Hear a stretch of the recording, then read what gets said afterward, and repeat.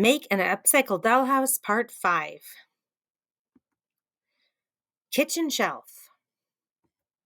The kitchen still needed a little work when we left off. One problem I noticed in my house was that this outside wall was a little weak and was sagging. So I decided to support it by building a craft stick shelf that I could glue directly to the wall and help hold it up. Determine how wide you want your shelving unit to be, then cut several craft sticks at the same height and glue them together. I used wider craft sticks to make the sides, but you could easily use the same size sticks, just double them up. Then I glued the sticks to the sides and created a top and bottom. Make sure you do not rush it like I did here, making my bottom piece too wide. To fix this mistake, remove the left side of the shelf, trim the bottom, then glue the left side back on. Here are my shelves. I still need to hang at the door, create some kind of window treatment, and make a table.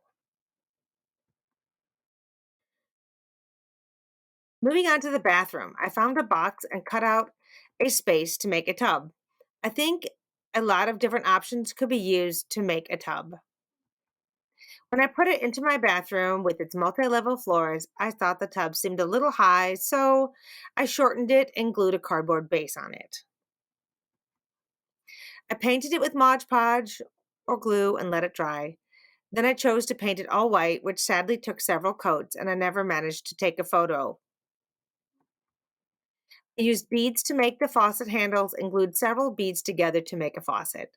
I'm not sure why I didn't think of doing this for the kitchen.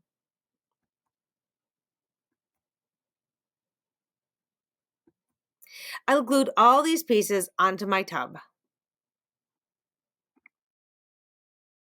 Bathroom sink. I'm not sure that I love my bathroom sink, but I'm sticking with it for now. I cut a box I felt was about the right size down to the correct height. It's kind of a pretty green, so I thought I'd just paint a stripe around it for a way to cover up the words. I will still need to add a bead or two to make handles for the cabinet doors.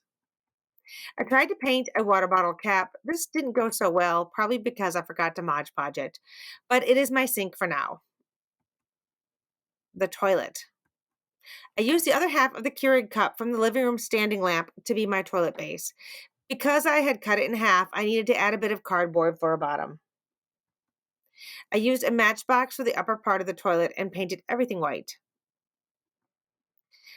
I added a bead for the handle after I glued these two pieces together. I hung some simple fabric for a curtain. I cut fringe into some felt to make a rug. My mother pointed out that the tub and toilet are not exactly in proportion.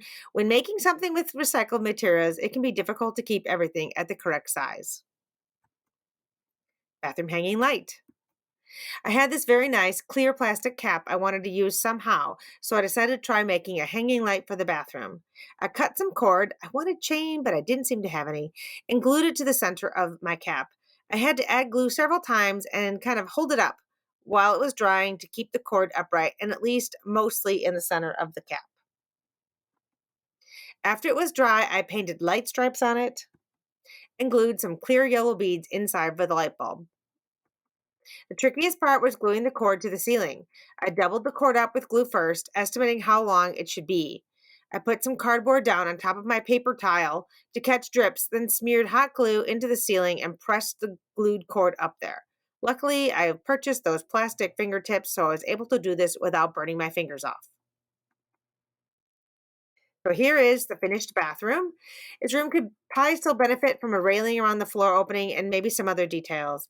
I did add 2 postage stamps for bathroom photos, but you could easily hang little drawings or stickers, etc. Deck. When I designed this shoebox house, I accounted for the differences in box sizes by saying I would create a deck. I found a piece of cardboard to become the deck itself, drew boards on it, and now I'm going to make the railing using craft sticks.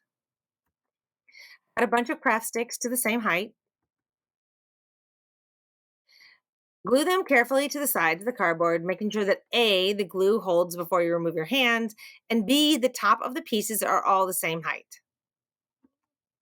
When the railing balusters are dry, Carefully dab glue on the top and glue on your railing. Because my craft sticks have a variety of different sizes from various projects over the years, I used fatter sticks for the railing itself.